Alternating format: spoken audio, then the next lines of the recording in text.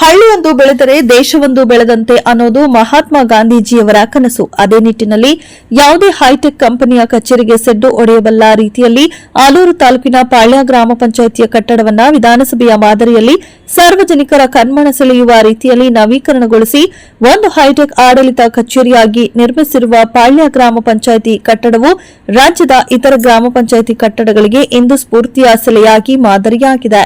ಗ್ರಾಮ ಪಂಚಾಯಿತಿಯ ಸ್ಥಳೀಯ ಸಂಪನ್ಮೂಲ ಮತ್ತು 15ನೇ ಹಣಕಾಸಿನ ಅನುದಾನವನ್ನು ಕ್ರೋಢೀಕರಿಸಿ ಈ ಗ್ರಾಮ ಪಂಚಾಯಿತಿಯಲ್ಲಿ ಈ ಹಿಂದೆ ಆಡಳಿತ ನಡೆಸಿದ ಎಲ್ಲಾ ಮಾಜಿ ಹಾಲಿ ಅಧ್ಯಕ್ಷರುಗಳು, ಸದಸ್ಯರುಗಳು, ಉದ್ಯಮಿಗಳು ಹಾಗೂ ಸ್ಥಳೀಯ ಮುಖಂಡರುಗಳ ಸಹಕಾರದಿಂದ ಈ ಸುಸಜ್ಜಿತವಾದ ಕಟ್ಟಡವನ್ನು ನವೀಕರಣಗೊಳಿಸಿ ಅಧ್ಯಕ್ಷರು, ಉಪಾಧ್ಯಕ್ಷರು ಮತ್ತು ಪಿಡಿಒಗಳಿಗೆ ಪ್ರತ್ಯಕ್ಷ ಕೊಠಡಿಗಳು, ಕರ ವಸೂಲಿಗಾರರಿಗೆ, ಲೆಕ್ಕಾಧಿಕಾರಿಗಳಿಗೆ, ಡಾಟಾ ಎಂಟ್ರಿ ಆಪರೇಟರ್ಗಳಿಗೆ ಪ್ರತ್ಯೇಕವಾದ ಸುಸಜ್ಜಿತವಾದ ಕಚೇರಿಗಳನ್ನು ಮಾಡಿ ಅವುಗಳಿಗೆ ಆಧುನಿಕ ಸ್ಪರ್ಶವನ್ನ ನೀಡಿ ರಾಜ್ಯದ ಎಲ್ಲ ಗ್ರಾಮ ಪಂಚಾಯಿತಿಗಳಿಗೆ ಮಾದರಿಯಾಗಿದೆ ಪಾಳ್ಯ ಗ್ರಾಮ ಪಂಚಾಯಿತಿ ಕಚೇರಿ. ಇನ್ನು ನೂತನವಾಗಿ ನವೀಕರಣಗೊಂಡ ಗ್ರಾಮ ಪಂಚಾಯಿತಿ ಕಚೇರಿಯ ಕಟ್ಟಡದ ಪ್ರಾರಂಭೋತ್ಸವ ಮತ್ತು ಪೂಜಾ ಕಾರ್ಯಕ್ರಮಗಳಲ್ಲಿ ಪಾಲ್ಗೊಂಡ ವಿಧಾನ ಪರಿಷತ್ ಸದಸ್ಯ ಸೂರಜ್ ರೇವಣ್ಣ ಭಾಗವಹಿಸಿ, ನಾವು ಚುನಾವಣೆಗಳಲ್ಲಿ ಗೆಲ್ಲುವವರೆಗೆ ಒಂದು ಪಕ್ಷ, ಗೆದ್ದ ಮೇಲೆ ನಾವು ಸಾರ್ವಜನಿಕರ ಸೇವಕರಂತೆ ಕೆಲಸ ನಿರ್ವಹಿಸಬೇಕಾದ್ದು ನಮ್ಮೆಲ್ಲರ ಆದ್ಯ ಕರ್ತವ್ಯವಾಗಿದೆ.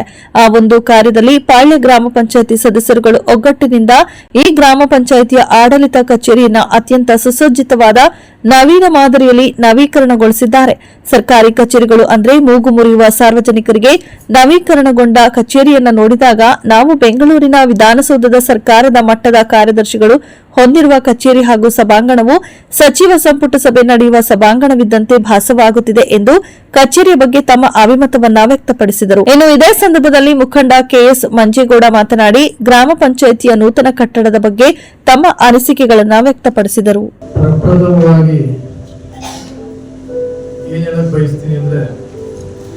ಒಂದು ಗ್ರಾಮ ಪಂಚಾಯಿತಿ ಸರ್ಕಾರಿ ಕಟ್ಟಡಕ್ಕೆ ಬಂದಿದ್ದೀನೋ ಅಥವಾ ಖಾಸಗಿ ಒಂದು ಕಾರ್ಪೊರೇಟ್ ಆಫೀಸ್ ಒಳಗಡೆ ಬಂದಿರೋ ನನಗೆ ಒಂದು ಕನ್ಫ್ಯೂಷನ್ ಆಗ್ಬಿಟ್ಟಿದೆ. ಬಹಳ ಸುಸಜ್ಜಿತವಾಗಿ ವ್ಯವಸ್ಥಿತವಾಗಿ ಈ ರೀತಿ ಒಳಾಂಗಣ ಆಗ್ಬೋದು, ಇಂಟೀರಿಯರ್ಸ್ ಆಗ್ಬೋದು, ಒಂದು ಸಭಾಂಗಣ ಆಗ್ಬೋದು ಹಾಗೂ ಪ್ರತ್ಯೇಕವಾಗಿ ಪದಾಧಿಕಾರಿಗಳು ಕೊಠಡಿಗಳಾಗ್ಬೋದು ಹಾಗೂ ಏನು ಗ್ರಾಮ ಪಂಚಾಯತಿ ವ್ಯಾಪ್ತಿಯಲ್ಲಿ ಕೆಲಸ ಮಾಡುವಂಥ ಪಂಚಾಯತಿ ಅಭಿವೃದ್ಧಿ ಅಧಿಕಾರಿ ಆಗಿರ್ಬೋದು, ಲೆಕ್ಕಾಧಿಕಾರಿಗಳು, ಅಕೌಂಟೆಂಟ್ ಆಗ್ಬೋದು, ಎಲ್ಲರಿಗೂ ಪ್ರತ್ಯೇಕವಾದ ಒಂದು ಕೂತ್ಕೊಳ್ಳೋ ವ್ಯವಸ್ಥೆನ ಇವತ್ತು ಇಷ್ಟು ವ್ಯವಸ್ಥಿತವಾಗಿ ಇಷ್ಟು ಒಳ್ಳೆ ರೀತಿಯಲ್ಲಿ ಕಟ್ಟಡನ ಮಾಡಿದರೆ ನನಗೆ ಆಶ್ಚರ್ಯ ಆಗಿದೆ. ಬಹುಶಃ ನಮ್ಮ ಜಿಲ್ಲೆಯಲ್ಲೇ ಇದು ಮಾದರಿಯಾಗುತ್ತೆ ಅಂತ ನನ್ನ ಸಂದರ್ಭದಲ್ಲಿ ಅಭಿಪ್ರಾಯ ವ್ಯಕ್ತಪಡಿಸ್ತೀನಿ. ಮುಂದಿನ ದಿನಗಳಲ್ಲಿ ಪಂಚಾಯತಿಗಳಲ್ಲಿ ಗೆದ್ದು ಬಂದಂತಹ ಗ್ರಾಮ ಪಂಚಾಯತಿ ಸದಸ್ಯರುಗಳು ಈ ರೀತಿಯಾದಂತಹ ಪಂಚಾಯತಿನ ಹೆಚ್ಚುವರಿ ಅಭಿವೃದ್ಧಿಪಡಿಸುವಂತಹ ಕೆಲಸಗಳ ಜೊತೆಗೆ ಹಳ್ಳಿಗಳಲ್ಲಿ ಸಾರ್ವಜನಿಕವಾಗಬಹುದು, ವೈಯಕ್ತಿಕವಾಗಬಹುದು, ನಿಮ್ಮನ್ನೇ ಓಟ್ ಕೊಟ್ಟು ಏನು ಗೆಲ್ಸಿರ್ತಾರೆ ಆ ಗ್ರಾಮಗಳಲ್ಲಿ ಇನ್ನೂ ಹೆಚ್ಚುವರಿ ಕೆಲಸ ಮಾಡುವಂತ ಒಂದು ಅವಕಾಶ ನಿಮ್ಗೆ ಸಿಗ್ಲಿ ಅಂತ ನಾನು ಈ ಸಂದರ್ಭದಲ್ಲಿ ಪ್ರಾರ್ಥನೆ ಮಾಡ್ತೀನಿ. ಇವಾಗ ನಿಮ್ಗೆಲ್ಲ ತಿಳಿದಿದೆ, ಸಾಕಷ್ಟು ಸಮಸ್ಯೆ, ಆರ್ಥಿಕವಾದ ಸಮಸ್ಯೆ, ಬರೀ ಸಮಸ್ಯೆ ಅಲ್ಲ ಇವತ್ತು ನಮ್ಮ ರಾಜ್ಯ ಸರ್ಕಾರದಲ್ಲಿ.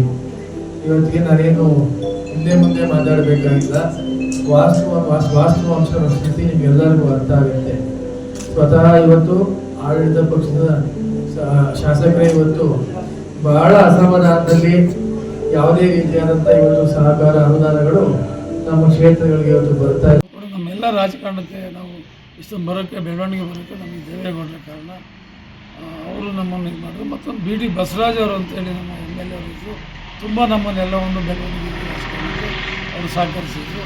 ನಾವು ಈ ಪಂಚಾಯತಿ ಇಷ್ಟು ಅಭಿವೃದ್ಧಿ ಮಾಡೋಕ್ಕೆ ಕಾರಣ ಏನು ಅಂತೇಳಿದ್ರೆ, ನಾವು ಈ ಪಂಚಾಯತಿಯಿಂದ ರಾಜಕಾರಣಕ್ಕೆ ಬಂದಾಗ ನಮ್ಮ ಬೆಳವಣಿಗೆಗಳು ನಮಗೆ ಇದು ರಾಜಕಾರಣದ ಮಾರ್ಗ ಇದು.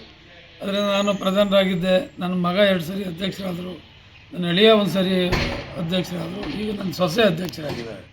ಅದರಿಂದ ನಾವೆಲ್ಲ ಸೇರಿ ಈ ಒಂದು ಪಂಚಾಯತಿ ಅಭಿವೃದ್ಧಿ ಮಾಡಲೇಬೇಕು ಅಂತೇಳಿ ಭಾಳ ಚೆನ್ನಾಗಿ ಇದೊಂದು ಕೆಲಸ ಮಾಡಿ ಈ ಪಂಚಾಯತಿಯನ್ನು ಒಳ್ಳೆ ರೀತಿಗೆ ಇದು ಮಾಡಬೇಕು ಅಂತ ಮಾಡಿದ್ವಿ. ಮತ್ತು ಸರ್ಕಾರದ ಪ್ರಯೋಜನ 3 ಸರಿ ಪಡೆದಿದ್ದೆ ಈ ಪಂಚಾಯತಿ. 5 ಲಕ್ಷ ರೂಪಾಯಿ ತಾಲೂಕಿಗೆ ಕೊಡುವಂಥದ್ದು, ಪಾಳ್ಯ ಪಂಚಾಯತಿ ಪಡೆದಿದ್ದೆ, ಒಂದು ಸರಿ ನಾವು ಮಂಡಲ ಪಂಚಾಯತಿ ಇದ್ದವರು ಕೂಡ ಪಡೆದಿದ್ದೇವೆ. ಅದರಿಂದ ಈ ಒಂದು ಅಭಿವೃದ್ಧಿಯನ್ನು ಮಾಡ್ಕೊಂಡು ಬಂದಿದ್ದೀವಿ. ನಾವೆಲ್ಲರೂ ಕೂಡ ಒಗ್ಗಟ್ಟಾಗಿದ್ದೀವಿ. ಅದ್ರ ಜೊತೆಗೆ ನಮಗೆ ಈ ಪಂಚಾಯತಿಯ ಎಲ್ಲ ಹಳ್ಳಿಯ ನಮ್ಮ ಮುಖಂಡರುಗಳು, ನಮ್ಮ ಅಭಿಮಾನಿಗಳು, ಬಂಧುಗಳು, ಸ್ನೇಹಿತರು ಎಲ್ಲರೂ ಕೂಡ ನಮ್ಮೆಲ್ಲರ ಮೇಲೆ ಅಭಿಮಾನ ಇಟ್ಟು ನಮ್ಮ ರಾಜಕಾರಣದ ಒಂದು ಅವಕಾಶಕ್ಕೆ ಮತ್ತು ಈ ಪಂಚಾಯತಿ ಕಡೆಯಿಂದ ನಾವು ಇಷ್ಟೆಲ್ಲ ಕೆಲಸ ಮಾಡಿದ್ದೀವಿ ಅಂತ ನಾನು ಹೇಳಕ್ಕೆ ಇಷ್ಟಪಡ್ತೀನಿ. ಥ್ಯಾಂಕ್ಸ್.